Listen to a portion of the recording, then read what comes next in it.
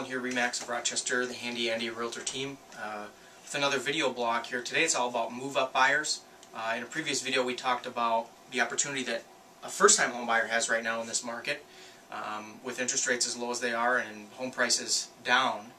But what about a move-up buyer? And by move-up buyer I mean someone who currently owns and is going to look to sell and move up to that next level property. So what about that person? Let's look at that. Let's say you're someone who bought a house in 2006 and you bought it for $170,000. And today you're being told in 2011 it's worth $150,000. So since 06 you've experienced a $20,000 drop in value, and that's about a 12% decrease. Well, that right there is enough to make most sellers say, I'm not moving, we'll stay here until property values come back up to what they were in 06, and then I can sell and break even. Well, there's a problem with that thought. When you move up, let's look at this. Let's say in 2011 you'd like to buy a house that's priced at $250,000. Okay? But you're going to hold off because you don't want to take a $20,000 hit. You'll hold off till property values on yours go back up to what they were in 06. The problem is that this one goes up as well. And that means a 12% increase over here would bring this property value back up to $280,000.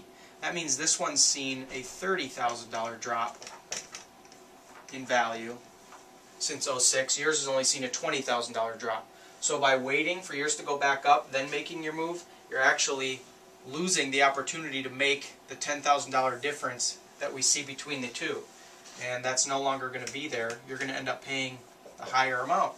So the key here to remember is that it's actually, when the market is the way it is, property values are down. Sure, you may lose some on your property, but when you go to buy, you're going to gain that when you buy a higher priced home. So what about interest rates? Let's look how that would affect our purchase, our move-up purchase. So let's say we decided we're going to take the loss and we're going to go ahead and buy now. So we're going to buy a house for $250,000 at today's rates of 4.75%. That would mean our payment would be $1,300 per month, principal and interest. Okay, $1,300, $250 at 4.75. Now, let's say we waited, decided to stay here until property values went back up. We then bought at $280,000. Okay, and interest rates went up as well, which they're projected to do between 6 and 7%. Let's say they went up to what they were in 06 when you bought yours to 6.75. Your payment would be $1,800 per month, principal and interest. That's a total difference of $500 per month for 30 years that you're going to save by buying now at a lower price and a lower rate. Okay? Now, there's still one problem that we haven't talked about yet, and that is this $20,000 deficiency. Where did we come up with that money? Okay, you got to bring that to the table when you go to sell to pay off your mortgage of $170,000, that $20,000 shortage. So we've had some clients ask us, can I go to the bank and just push that into my next mortgage? And the answer is no, you can't do that. So what you can do is go to the bank and get a loan.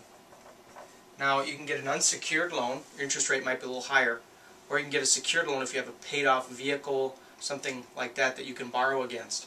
But let's say we go to the bank and we take out a $20,000 loan just for 5 years at 5%. Our payment's going to be $377 per month, just for 5 years. Okay? So let's look at this. Here's the option we would have taken. We'd be buying now in today's market for the lower price, the lower rate, and having a payment of $1,300 per month.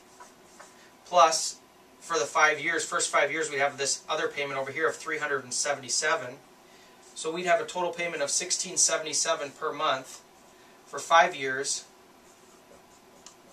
Then it would go down to $1,300 for the remaining 25 years of the life of our loan. Okay?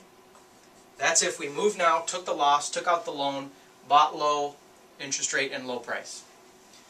Now let's say we waited, and we waited for ours to come back to regular value in 06, and then this one went up, and we bought the $280,000 at the higher rate, $1,800 a month, our payment would be $1,800 a month for 30 years, and that's that. So you tell me which one you'd rather have, $1,677 for 5 years, and then $1,300 for the next 25, or $1,800 a month fixed for the next 30 years.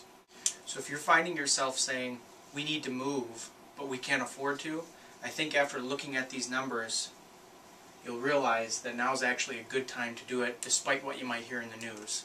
I challenge you to take this same equation and fill in your situation here, and see what the numbers are, and then you can decide from a financial standpoint whether it makes sense for you to make a move or not. If you have any questions, visit our website, handyandyrealtor.com. And for a really cool way to instantly find out what your property value might be in today's market, you can visit a local website, and that is housevaluesrochester.com. Well, we're moving on up. Moving on up.